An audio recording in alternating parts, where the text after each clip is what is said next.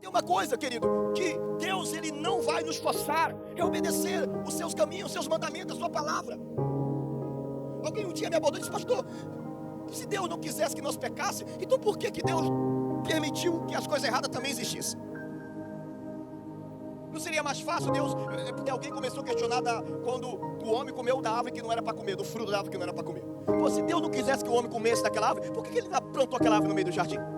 Ou por que ele não criou uma cerca, um muro, para que o homem não acessasse até lá?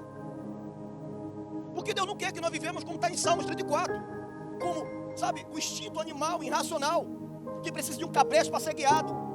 Mas Ele quer que nós vivemos como filhos obedientes a um Pai que nos ama e que cuida de nós em todo o tempo. E tudo aquilo que nós necessitamos, Ele supra a nossa necessidade. Ele não quer que nós vivemos. Nós não vivemos ela. Nós falamos para tentar viver ela, mas ainda não estamos vivendo essa confiança no Senhor. Eclesiastes diz: olha, você não conhece o caminho do vento, mas é pelo fato de você não estar vendo, não quer dizer que Deus não está agindo. Não é pelo fato que Deus não está acontecendo, quer dizer que Deus não está fazendo. Você está entendendo? Ah, mas eu acho que não está acontecendo porque você não está vendo. Isso assim como tu não sabe como forma os ossos no ventre de uma mulher grávida.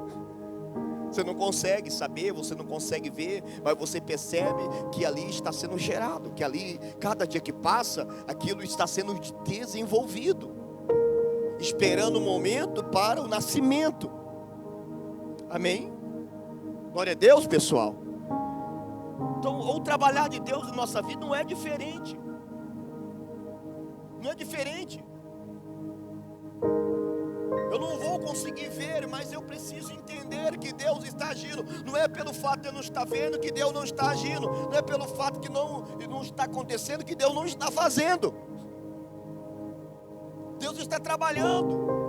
E chegará um momento que veremos o fruto de muitas coisas. Assim, meu Deus, o Senhor fez agora. Não, Deus não fez agora. Agora está trazendo à vista aquilo que já foi feito quando você depositou ou permaneceu confiando em Deus nos tempos difíceis. Quando nós colhemos um fruto, não é que o fruto nasceu agora, não. É porque agora ele está no pronto da colheita. Mas ele já tinha, o processo dele já veio bem antes. Glória a Deus, pessoal. Quem está entendendo, gente? Já veio bem antes. Então nós temos essa questão dessa confiança em Deus. Só que esta confiança em Deus, esse trabalhar invisível em Deus, está entrelaçado com a confiança em Deus. E a confiança em Deus está também entrelaçada em obediência ao Senhor. Em obedecer a Deus. O que é obedecer a Deus, se não é seguir o direcionamento que Deus está nos dando? Ou fazer aquilo que Deus espera de nós. O que Deus espera de nós? Para que nós possamos ligar essa mensagem de obediência, em Jeremias capítulo 7, em versículo 22 até o 24, nós vamos ler essa questão desta obediência que nós temos que ter em Deus. Jeremias capítulo 7, versículo 22 ao 24, diz assim, ó: porque nada falei aos vossos pais no dia em que os tirei da terra do Egito, nem lhe ordenei coisa alguma acerca de holocausto ou sacrifícios, mas isto lhe ordenei, dizendo: dai ouvidos à minha voz. Dai ouvidos o que? A minha voz. E eu serei o vosso Deus, e vós serei o meu povo. Andai em todo o caminho que eu vos ordeno, para que vos vá bem. Aí versículo 24. Mas não deram ouvidos, e nem atenderam, porém andaram nos seus próprios conselhos, e na dureza do seu coração maligno. Andaram para trás e não para adiante, ou seja, não para a frente. Deus está dizendo para esse povo: olha, eu não pedi para vocês o sacrifício, ou o serviço, ou fazer, mas eu pedi a vocês o obedecer. Não que Deus não tenha, irmãos, prazer naquilo que fazemos, naquilo que oferecemos.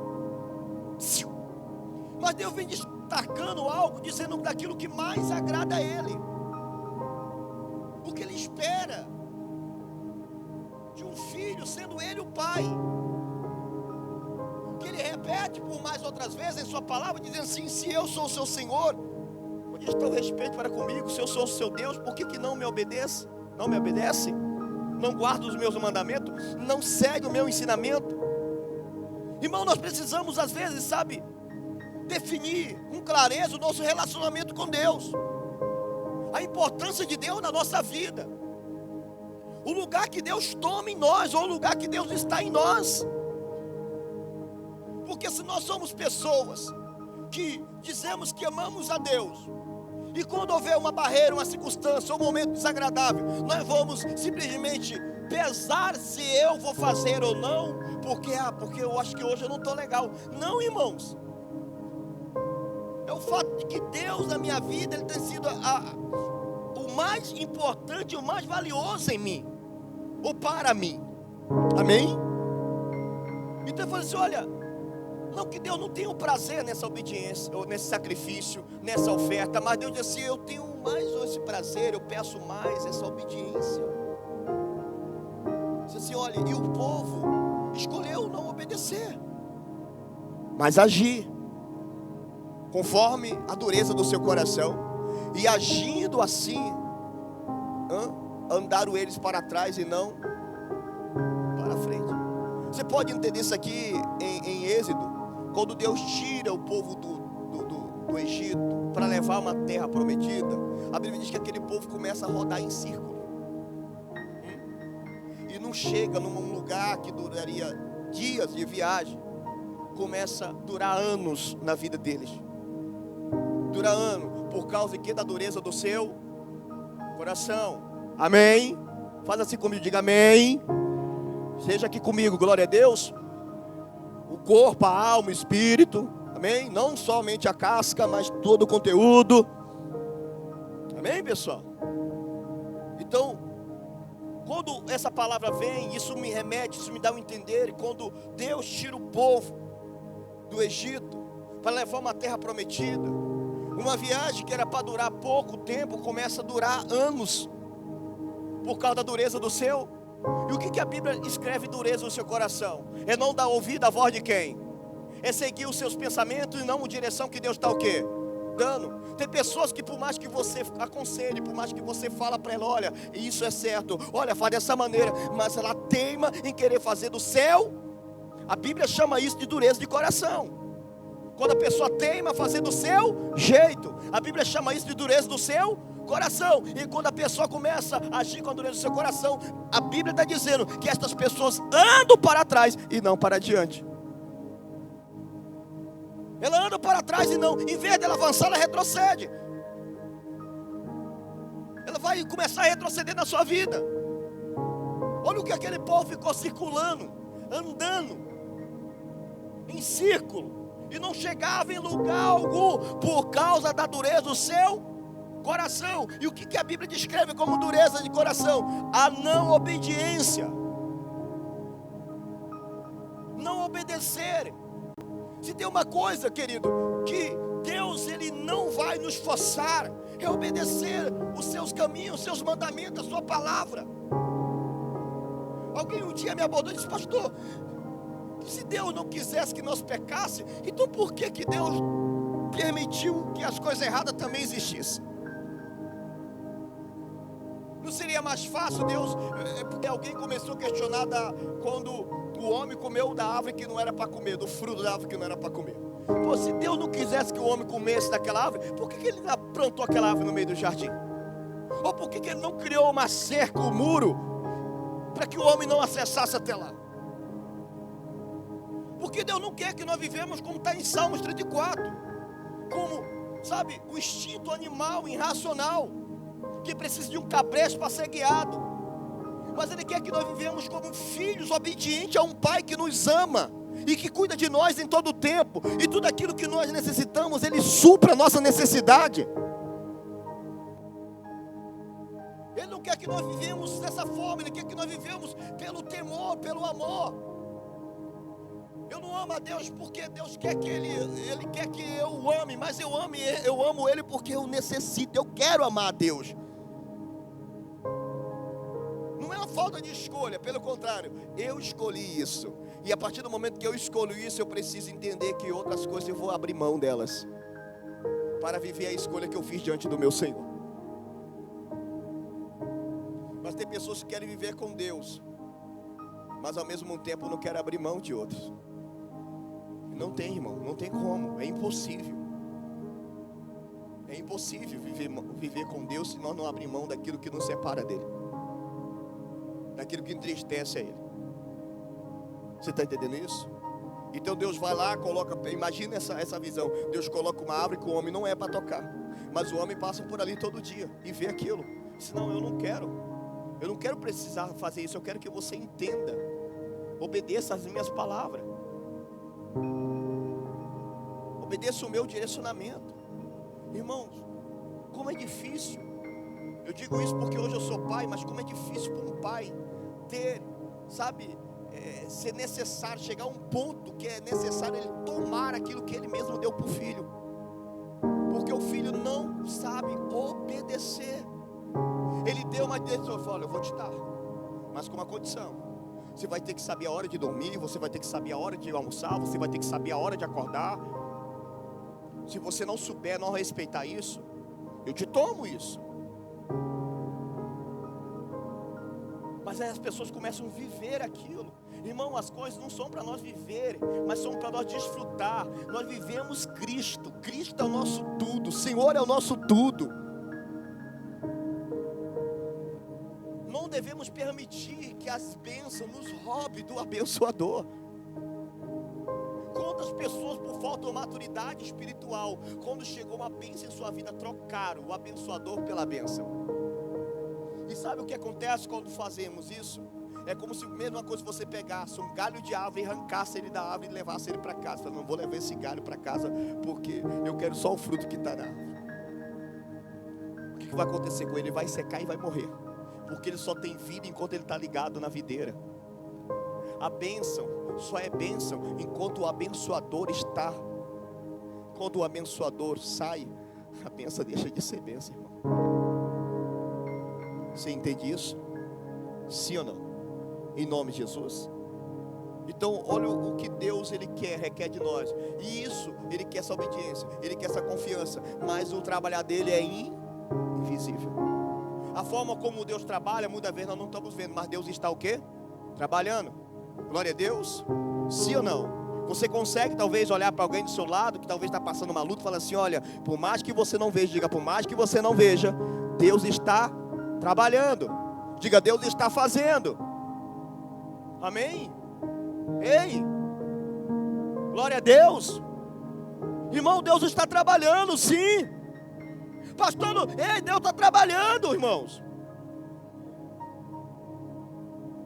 Nós ficamos muitas vezes surpresos, sabe, quando nós vemos alguém. Eu vou pegar um exemplo físico, sabe, quantas vezes, vou usar a minha vida, quantas vezes eu todo torto, mais torto que você pode imaginar, e alguém orando, e alguém dizendo que Deus estava trabalhando, e eu continuo naquela mesma vida. Mas um dia, tudo mudou, e numa questão de segundo, a minha mentalidade também muda. E eu tomo uma decisão de quê? Falei, eu quero seguir esse Cristo. E um período muito curto, eu lembro, vou falar isso para vocês, irmãos. Um período muito curto, de apenas 15 dias, eu dentro de uma igreja, eu tomei uma decisão de me batizar. E o pastor disse: não, mas você tem que passar, você não participou desse estudo. Eu falei, eu quero me batizar. Eu acordei com aquilo no meu coração. Alguém disse: mas assim tão rápido, será? Irmão, não era tão rápido. É porque aquilo que estava fora da visão humana, Deus já estava trabalhando no oculto dentro de mim. O trabalhar invisível do Senhor, irmão. Talvez você está até mesmo, aflito, porque você diz: pastor, eu tenho orado por algo e nada tem acontecido. Irmão, não é pelo fato de você não estar vendo que Deus não está o quê? Fazendo. não é pelo fato que você não está vendo que Deus não está fazendo, que Deus não está trabalhando, que Deus não está tocando, que Deus não está quebrando barreiras, que Deus não está tirando, sabe, empecilhos, atrapalhos, para que você possa ver a glória dele na sua vida. Amém, queridos? Glória a Deus. Você entende isso? Então o Senhor, ele diz assim: olha, o que o Senhor requer de nós? A obediência. Mas a obediência o quê? O que é obedecer a Deus? É viver, sabe, o sofrimento. Ai, Deus, tem muita gente que confunde a obediência, que acha que obedecer a Deus, sabe, é viver uma lamentação, um sofrimento, um choro da vida. Não, irmão, obedecer a Deus, querido, é seguir o direcionamento, a palavra, aquilo que Deus está dizendo no nosso coração. Ainda que, sabe, ainda que pareça que aquilo não está fluindo, aquilo não está acontecendo, mas eu sei que Deus está trabalhando.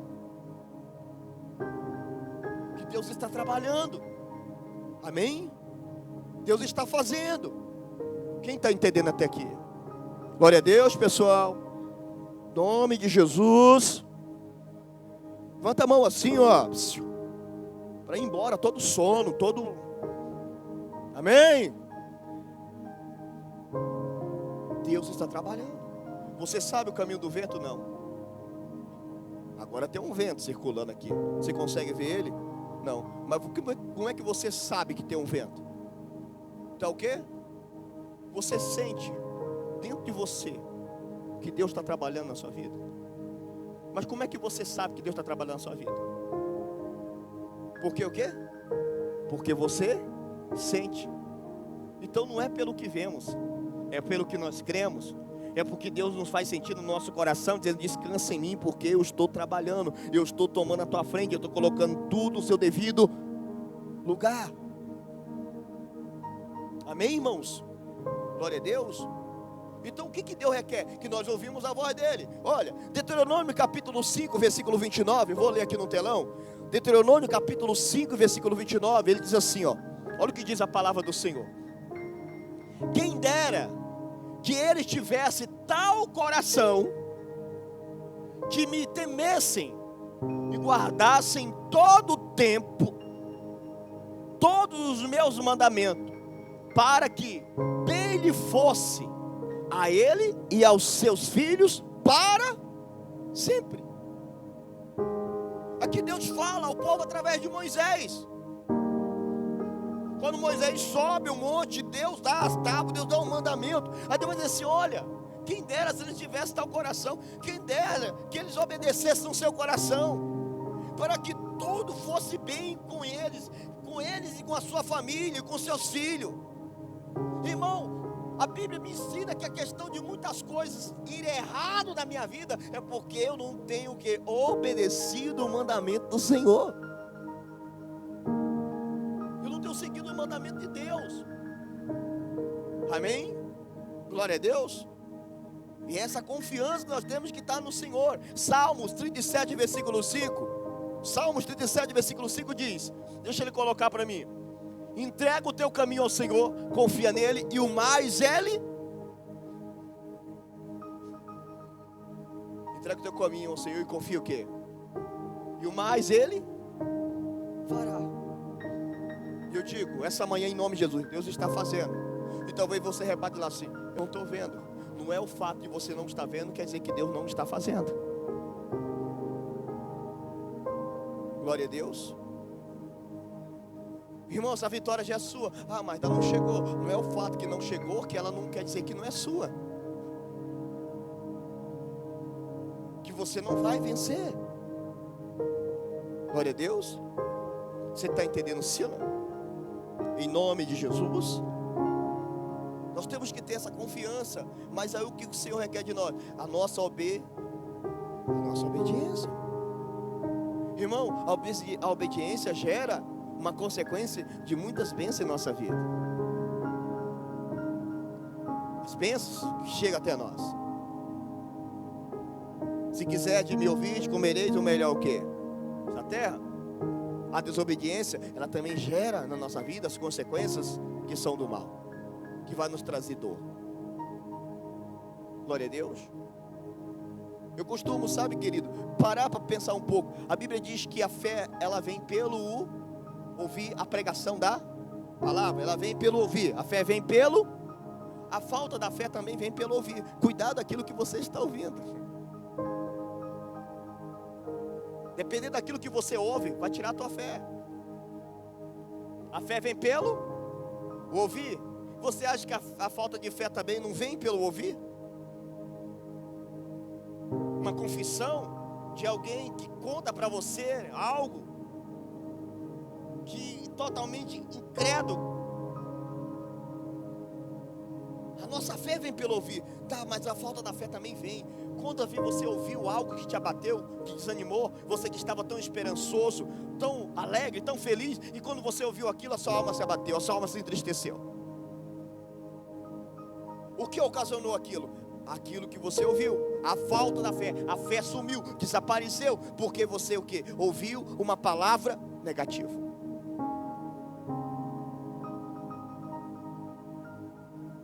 É por isso que o Senhor Jesus, ele alerta muito, ele toca até em Jário e diz assim: Jário, não atenta para isso. Não atenta. Alguém diz para Jário: olha, não incomoda mais o mestre porque a tua filha já amou. Aí ele fala: não dá ouvido a isso não. Crê somente porque ela o quê? Ela vive. Não ouve isso não. Mas ouve o que eu falei: eu vou contigo. Eu vou contigo. Não adianta mais. Ela já morreu, irmão. Quando Deus chega, até o que está morto revive.